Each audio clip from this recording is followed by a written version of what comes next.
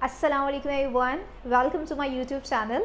This is Dr. Srihan Mole and currently I'm working as a pharmacist in health sector of Punjab.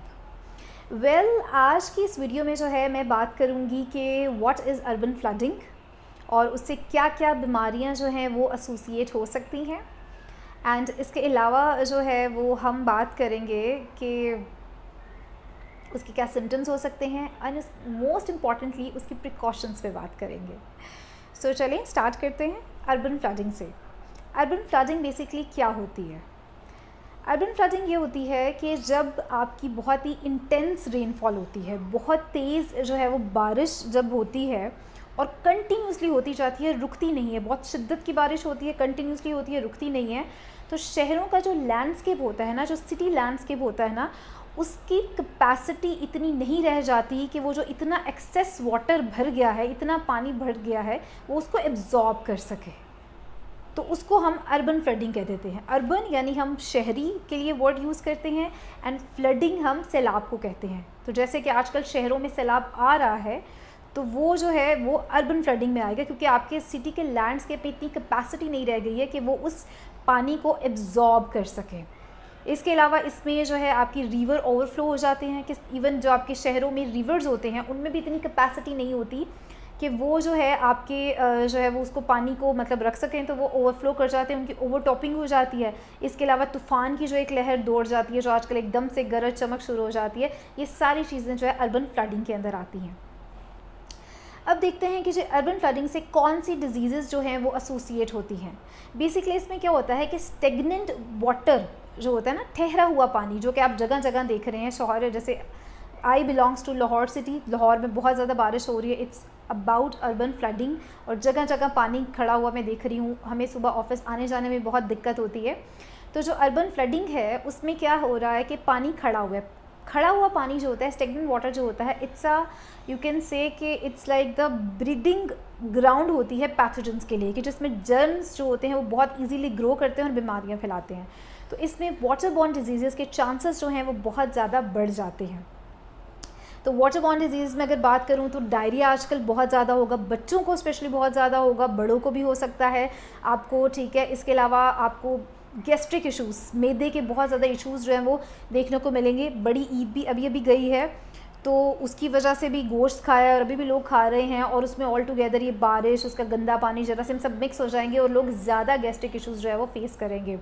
इसके अलावा जो है वो cholera हो सकता है, हैज़ा हो सकता है, जो है हैज़ा मतलब जैसे कोलेरा की मैंने बात की वो हो सकता है। इसके अलावा इन्वायरमेंट क्योंकि हमारी बहुत ज़्यादा गंदी हो रही है, इसमें इस बारिशों का पानी, उसमें मुख्तलिफ केमिकल्स मिल रहे होंगे इंडस्ट्रीज़ के, तो आपकी स्किन डिजीज़ भी बहुत सारी हो सकती हैं, स्किन एलर्जीज़ हो सकती हैं, स्केबीज़ हो सकती हैं।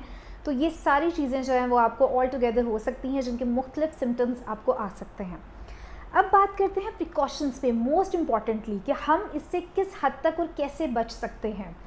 सबसे पहले तो आपने आपकी जो पर्सनल हाइजीन है उसकी गुड प्रैक्टिस करनी है, ठीक है। ये नहीं कि बाहर बारिश हो रही है, बारिश में तो नहाया गया हूँ तो दूसरा नहाना आप छोड़ दें, नहीं। आपने अच्छे से बाथ लेना है प्रॉपरली, जैसे आप बाथ लेते हैं रेगुलरली आपने वो बाथ लेना है। कपड़े बदलने हैं जब भी आप बाहर से आ रहे हैं, आपके कपड़ों पे बारिश अगर पड़ गई है तो ये नहीं कहना है कि पंखा चलाया है उससे सूख जाएंगे, ठीक हो जाएंगे, नहीं। बाहर से आ रहे हैं फ़ौरन जो चीज़ गीली हुई है साफ़ करें, धोएं एंड देन कपड़े चेंज करें। और भी अपनी हर तरह की पर्सनल हाइजीन का आपने ख्याल रखना है, अपने घर को साफ़ रखना है। अगर बार बार छत से पानी गिर रहा है, क्या गिर रहा है, आप बाल्टी रख सकती हैं, उसको क्लीन कीजिए। वाइपर अगर बहुत दफ़ा मारना पड़ता है तो वाइपर भी मारिए उस पर, ये नहीं कि मैं थक गई हूँ चीज़ ऐसे, क्योंकि prevention is better than cure है। अगर आपको एक दो एक्स्ट्रा वाइपर लगाना पड़ जाता है और उससे आप अपने आप को और अपने बच्चों को बीमारियों से बचा लेती हैं, तो मुझे लगता है कि वो ज़्यादा जो है वो बेनिफिशियल है। घर को साफ़ रखिए, घर में पानी वगैरह घुस रहा है तो उसको क्लीन कीजिए, बाहर भेजिए पानी को, जिस तरह से हो सकता है आप उसको सैनिटाइज़ कीजिए अपने घर को और उसको साफ़ रखिए। देन आप पानी, ड्रिंकिंग वाटर जो है वो प्रॉपरली ट्रीटेड आपने लेना है। फ़िल्टर वाटर पीजिए, फ़िल्टर नहीं है तो no problem, boil water must पीजिए, पानी उबाल के पीना है, वैसे नहीं पीना। टैप वाटर टोटली अवॉइड कीजिए। टैप वाटर की अगर आप बर्फ़ भी जमा रहे हैं तो वो भी यूज़ नहीं करनी है आपने। थर्ड आपके पास आ जाता है फ्रूट्स एंड वेजिटेबल्स। जो भी आप रॉ फ्रूट्स एंड वेजिटेबल्स ले रहे हैं, खा रहे हैं, उसको प्रॉपरली वॉश करके खाइए, ठीक है। रॉ मीट वगैरह भी अगर बनाना चाह रहे हैं निकाल के, उसको भी अच्छे से वॉश करके प्रॉपरली कुक कीजिए। देन आपके जो भी डेयरी प्रोडक्ट्स हैं, चाहे वो आप ड्रिंक कर रहे हैं चाहे वो ईट कर रहे हैं, तो मेक श्योर कीजिए कि वो पेस्चराइज्ड हों, ठीक है, वैसे नहीं यूज़ करने। And last but not least पे ये कहूँगी कि आपके जो यूटेंसिल्स हैं, जो बर्तन हैं, जो सरफेसेस हैं खाना बनाने की, उसको प्रॉपर्ली क्लीन कीजिए और उसको प्रॉपर्ली सैनिटाइज़ कीजिए। एंड एक छोटी सी टिप ये दूंगी कि हैंड वॉशिंग को प्रैक्टिस को बहुत जो है वो अपनी लाइफ में ऐड कीजिए। हैंड वॉशिंग जो है वो ज़रूर कीजिए। और उसके लिए जो है आप ये कर सकते हैं, मतलब कि जब भी आप आ रहे हैं, जितनी दफ़ा हो सके ना, मैं कहती हूँ कि हाथ आप ज़रूर धोइए। बाहर से आ रहे हैं हाथ धोइए। वॉशरूम की प्रैक्टिस तो हमें पता है कि वॉशरूम आते जाते वक्त हम हाथ धोते हैं। इसके अलावा कुछ खाने लगे हैं, कुछ पीने लगे हैं, हाथ धोइए। बाहर से आ रहे हैं हाथ धोइए। कुछ भी आपने ऐसा काम किया और उसके बाद आप उस काम से फारिग होकर टीवी देखने बैठने लगे हैं और आपको पता है काफ़ी देर अपनी बैठे रहना है, तब भी आप हाथ धोइए। और हाथ धोने का ये होता है कि 20 सेकेंड्स तक अपने हाथों को अच्छे से प्रॉपरली आपने धोना होता है, साबुन के साथ, हैंड वॉश के साथ, व्हाट्सोएवर। तो 20 सेकंड तक ज़रूर करना, ये नहीं कि बस ऐसे ऐसे करके कर लिया, नथिंग लाइक दैट। तो ये ज़रूर कीजिए।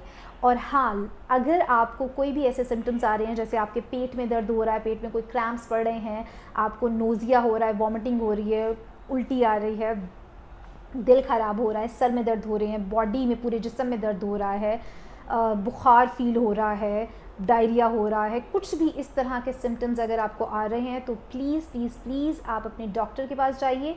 जो भी नियर बाय डॉक्टर हैं, जो भी नियर बाय हॉस्पिटल हैं, उसमें जाइए, उसको कंसल्ट कीजिए, अपनी प्रॉब्लम बताइए और अपनी मेडिकेशन लीजिए और अपने ट्रीटमेंट को पूरा कीजिए। अगर 3 दिन की दवाई है तो 3 दिन खाइए, 5 दिन की है तो 5 दिन खाइए। और जिस तरह से उन्होंने बताई गई है कि जो खाने से पहले खानी है, जो खाने के बाद खानी है, उस तरह से खाइए और अपना प्रॉपर ट्रीटमेंट कीजिए। अर्बन फ्लडिंग में अपना बहुत सारा ख्याल रखिएगा। कोई भी क्वेश्चंस हो तो आप उसके लिए मुझे कमेंट्स करके बता सकते हैं। और ऐसी फर्दर इन्फॉर्मेटिव वीडियोस के लिए जो है आप मेरे चैनल को सब्सक्राइब भी कर सकते हैं, तो प्लीज़ सब्सक्राइब कीजिए और मुझे सपोर्ट कीजिए। एंड जो भी फर्दर आप और वीडियोस चाहते हैं रिगार्डिंग डिस्कशन, जो भी टॉपिक्स आप चाहते हैं कि मैं उस पर बात करूँ, आप मुझे कमेंट्स में बता सकते हैं। सो अपना बहुत सारा ख्याल रखिएगा। Thank you so much. अल्लाह हाफ़िज़।